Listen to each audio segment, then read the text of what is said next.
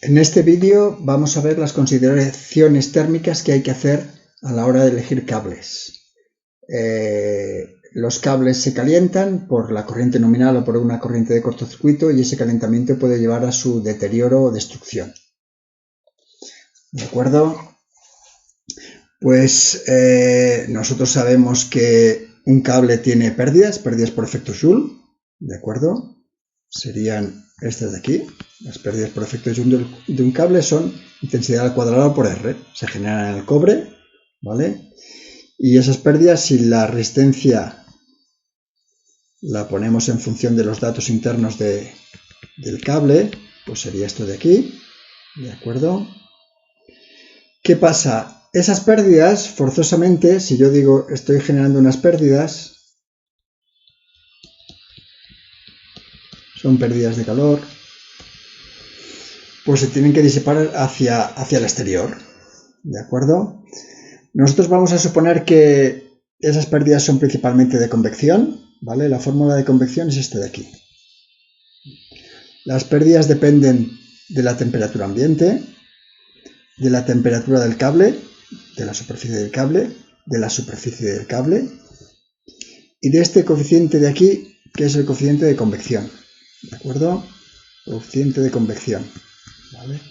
El coeficiente de convección lo que me dice es lo bien que envío el calor que tengo hacia el ambiente. Es como si tú dices, salgo a correr y salgo sin camiseta, con camiseta de invierno o con un polar.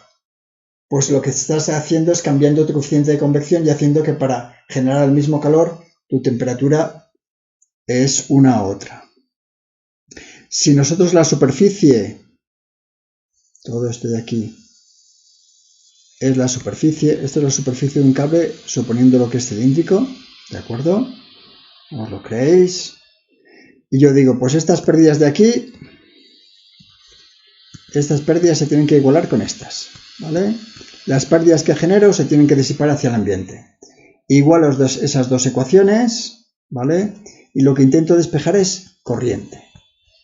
Y me queda esta fórmula que, aunque no la vamos a utilizar, conceptualmente es muy, muy importante.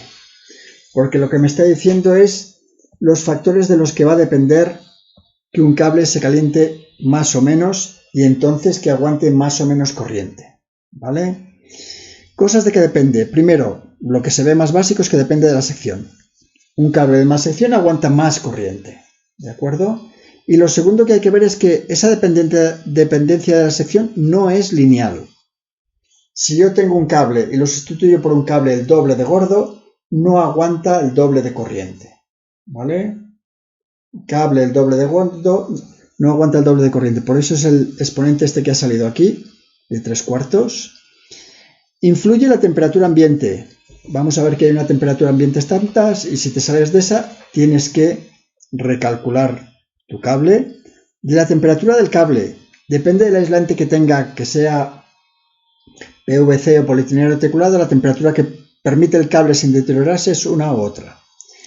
Depende del RO. El RO me indicaba el material, si es aluminio o cobre. Normalmente el cobre conduce mejor la corriente, por tanto, la misma sección de cobre y de aluminio, el cable de cobre permitirá más corriente, ¿vale? Y después aquí que sigue estando mi coeficiente de convección, que ya veremos que ese todavía depende de más cosas, ¿vale? Simplemente es saber de qué depende. Ese saber de qué depende es que nosotros no vamos a calcularlo. Todos estos factores que he estado comentando los tenéis aquí en detalle, ¿vale?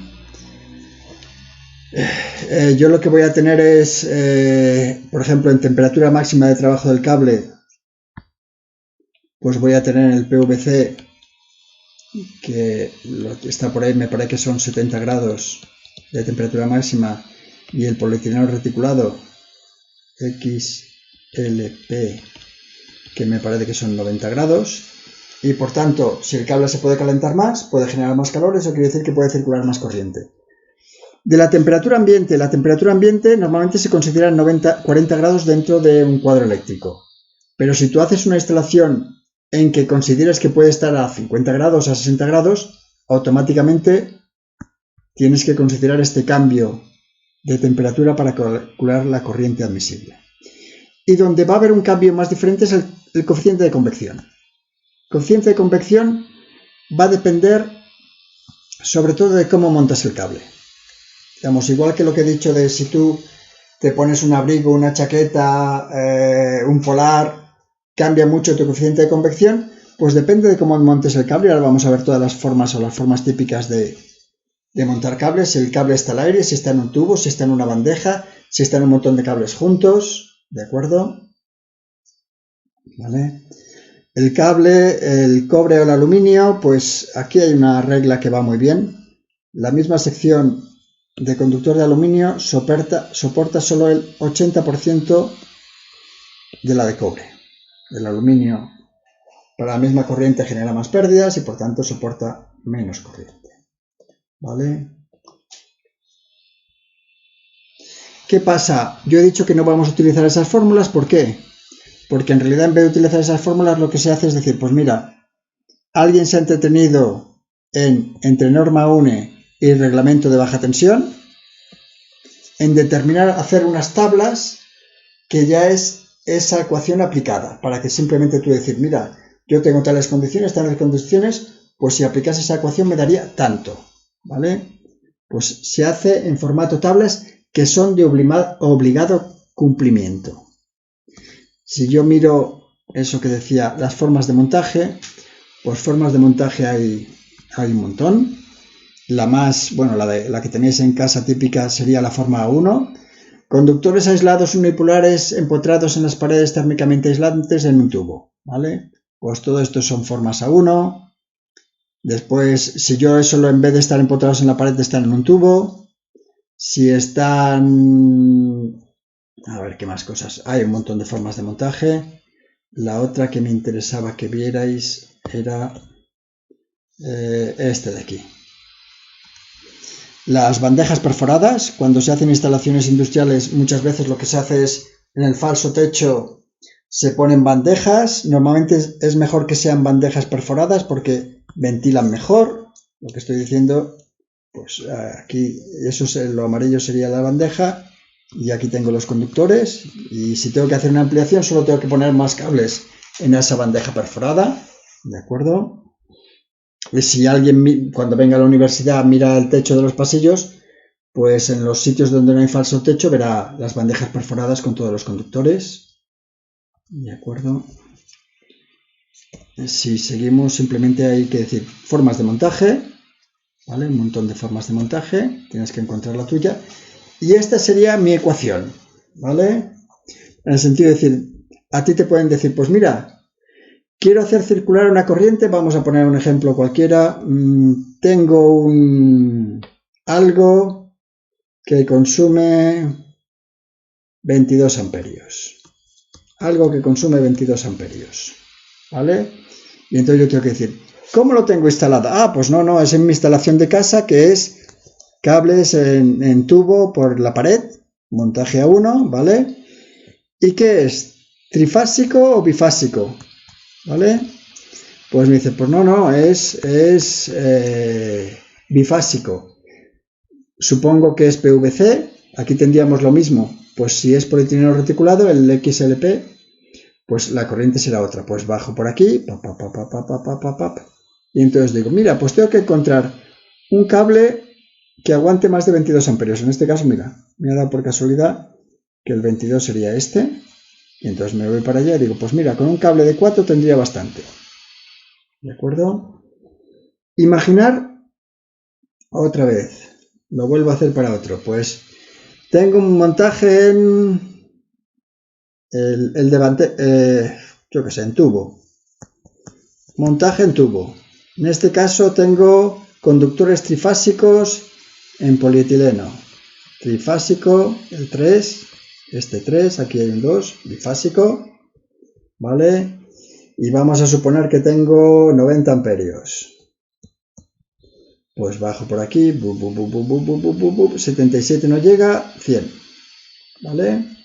Pues vengo para acá y dice, pues mira, me hace falta un conductor de 25. ¿De acuerdo?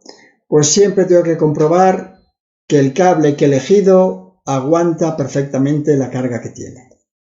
Esta sería la tabla para conductores de cobre. Y esta es la tabla para conductores de aluminio. El aluminio no se utiliza para instalaciones interiores de edificios, solo para acometidas y instalaciones exteriores o alguna instalación especial. Un trocito de tabla que faltaba. Y aquí un resumen de más o menos los movimientos que hay que hacer para llegar. Es decir, mira, vamos a hacer el cálculo al revés. Vamos a hacer el cálculo. Yo tengo un cable de 70 milímetros y quiero saber, oye, ese cable de 70 milímetros, ¿qué corriente aguanta? Pues depende. Pues eso, si el cable... Vamos, espera que cambie el color, perdón. El cable está en montaje B1 en tubo, ¿vale? Resulta que es trifásico y aislado con XLP, pues bajo por aquí. Resulta que ese cable aguanta 193 amperios. En cambio, si ese mismo cable está en bandeja perforada o al aire, perdón, esto es al aire, ¿vale? Entro por aquí, ¿vale? El cable, pues ese mismo cable aguanta 243 amperios. Y todavía había otra opción de si está en montaje B2, 179 amperios. Corrientes diferentes para cada una de las formas de montaje.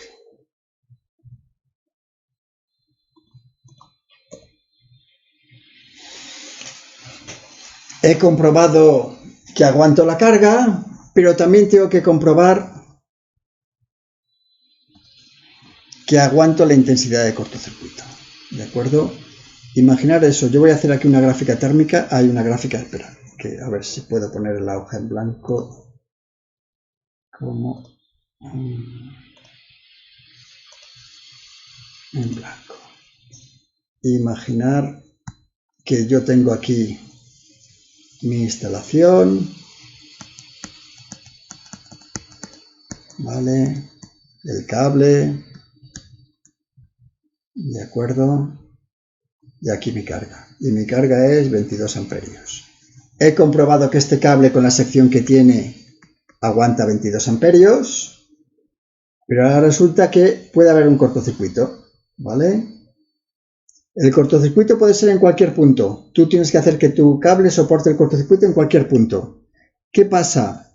Tú puedes hacer el cortocircuito aquí o puedes hacer el cortocircuito a 10 centímetros de aquí, casi, o a 1 centímetro, o a 1 milímetro, ¿vale? Esto es intensidad de cortocircuito. ¿Cuál de esas dos intensidades es más grande? Es más grande esta de aquí. Esta intensidad es más grande porque va a presentar menos resistencia. Tú cuando calcules un cortocircuito lo que vas a hacer es decir, pues mira, mi red es una tensión determinada. Tiene una impedancia, esto es la red. Y yo tengo la impedancia del cable. Si hago cortocircuito aquí, pues calculo. Si hago cortocircuito aquí, pues resulta que esa intensidad de cortocircuito también pasa por el cable, porque no sea, aunque no sea todo, que pase por 10 centímetros, pues tengo que calcular esa intensidad de cortocircuito simplemente como la ley de Ohm. Tensión que aplico. En un curso más avanzado aprenderéis la normativa específica para calcular los cortocircuitos, que hay algunos factores de corrección. ¿De acuerdo? Pues sobre este esquema que he dicho, tengo la intensidad nominal, tengo la intensidad de cortocircuito. Pues si yo hago una gráfica térmica, esto es tiempo, esto es temperatura. Y ahora digo, ¿y qué hace mi cable? Pues mi cable lo conecto y cuando pasan 22 amperios se calienta y vamos a poner que se pone a 70 grados. ¿Vale? ¿Qué pasa cuando hay un cortocircuito? Yo tengo un cortocircuito y el cortocircuito por suerte no dura mucho. Tengo aquí una intensidad de cortocircuito y un tiempo de cortocircuito. Cuando sucede eso, el cable tendería a hacer esto, a calentarse y seguramente a quemarse. Pero como solo el cortocircuito me dura este trozo, pues se supone que a partir de aquí el cable se enfría y vuelve a su temperatura normal. Pues yo tengo que saber si esta temperatura máxima durante un cortocircuito es aceptable o no. ¿De acuerdo? Pues también se supone que hay unas ecuaciones detrás. A ver, que vuelvo a poner la pantalla normal. ¿Vale? Yo tengo, genero una cantidad de calor, ¿de acuerdo? Yo tendré aquí mis pérdidas, ¿vale? Aquí es importante el tiempo que dura el cortocircuito, no se supone que es régimen permanente, ¿de acuerdo? Si la resistencia la pongo en función de los parámetros del cable, ¿vale? Para que aparezca la sección. Esto es la resistencia del cable. Ese calor se va a calentar. Voy a suponer que el cortocircuito es tan corto que no disipo calor hacia el ambiente, que todo se va a calentar mi cable. Pues tengo el calor específico del cable, su masa y el incremento de la temperatura, que es lo que me interesa. Pues lo que me dice el reglamento de baja tensión es decir, pues mira, si yo tengo un cable de PVC, sus temperaturas máximas en servicio en 70 grados, pues el cortocircuito puede admitir esto. Hay 160 y 140 en función de la sección es grande o pequeña. Y si es polietileno reticulado o es etileno propileno, pues en régimen permanente aguantaba 90, en cortocircuito 250. ¿Vale?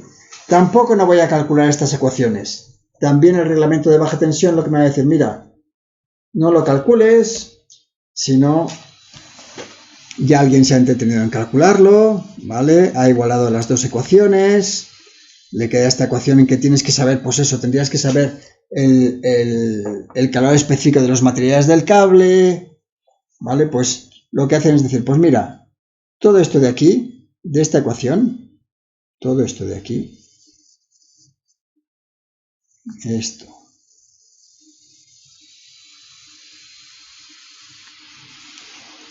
lo voy a convertir en una constante, en esta constante de aquí, ¿vale? ¿Y esa constante de qué dependía? Era el producto del calor específico del cable, de la resistividad del cable, del incremento de temperatura que aguantaba, ¿de acuerdo? Pues yo lo que voy a hacer es decir, pues mira, si el conductor es de cobre y está aislado con PVC, pues ahí sé que el PVC aguantaba 160 grados, que el cobre tenía una resistividad, pues esa acá vale esto. Y si el conductor es de aluminio y con aislado no sé qué, esa acá vale esto, ¿vale? Y entonces la gracia es que me ha quedado un sistema, una ecuación súper sencilla, donde tengo que elegir la K en función del material y el aislante, pero lo único que me queda es decir, mira, yo sé ya la intensidad de cortocircuito. Intensidad de cortocircuito, sí. ¿Sé cuánto dura el cortocircuito? Lo que dura el cortocircuito es lo que tarda en saltar la protección. Hay protecciones que saltan en 10 milisegundos, las hay que saltar en 100, en 200, en 300. Tengo que saber cuánto tarda en disparar mi protección, ¿vale? Si sé la corriente de cortocircuito, puedo encontrar la sección. Y al revés, si yo ya tengo la sección dada, podré encontrar qué intensidad máxima puede aguantar como cortocircuito. Y si veo que mi cortocircuito es más grande que eso, es que ese cable no sirve. ¿De acuerdo? Normalmente lo haremos con esta ecuación, pero también el reglamento de baja tensión. Bueno, aquí simplemente un ejemplo.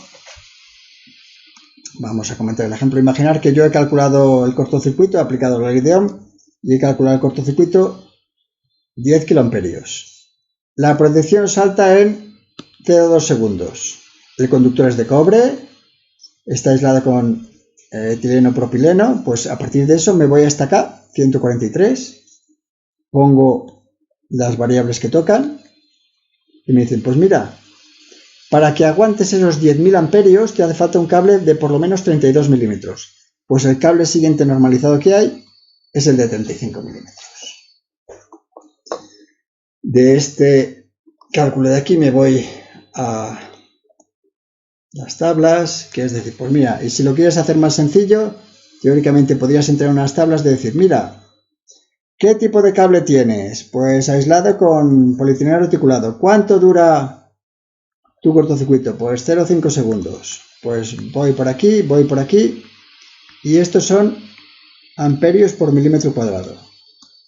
¿Vale? Pues eso lo multiplicas por tu sección y sabes qué corriente aguantaría ese cable en cortocircuito.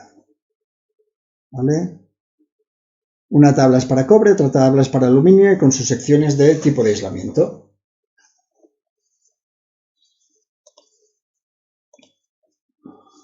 Vamos a hacer un mini resumen que es súper importante. ¿Qué tengo que hacer cuando quiero calcular un cable? Tengo que calcular la sección por caída de tensión, la sección por intensidad admisible por la carga y la sección por la intensidad de cortocircuito. Y aquí me dará, imaginar que aquí me da sección 4, aquí me da sección 5 y aquí me da sección 6. Pues tengo que coger la sección más grande y se supone que normalizada. En el sentido de decir que aquí podía, para imaginar que cambio los números y digo, pues no, cuando hago el cálculo en realidad aquí me da 4,3, aquí 5,7 y aquí 6,8. ¿Cuál es la sección normalizada más grande? Bueno, que la sección más grande es esta, sí. Pues la sección normalizada más grande, la siguiente es 10 milímetros cuadrados. ¿Vale? Y de todas las fórmulas que hemos visto de cálculo de caída de tensión, solo hay una fórmula. La fórmula solo es esta, siempre ha sido la misma, solo hay una. Donde simplemente hay un factor, un 2 si es bifásico, si tengo dos cables, un 1 si es trifásico, ¿vale? Si no tengo Q porque es continua, pues todo este término de aquí se va a la porra, ¿de acuerdo? Si no, pues tenerlo en cuenta todo. ¿Me lo pueden dar que yo sepa la caída de tensión y tenga que encontrar la sección? ¿O que sepa la sección y tenga que calcular la caída de tensión? En cualquier orden, ¿vale?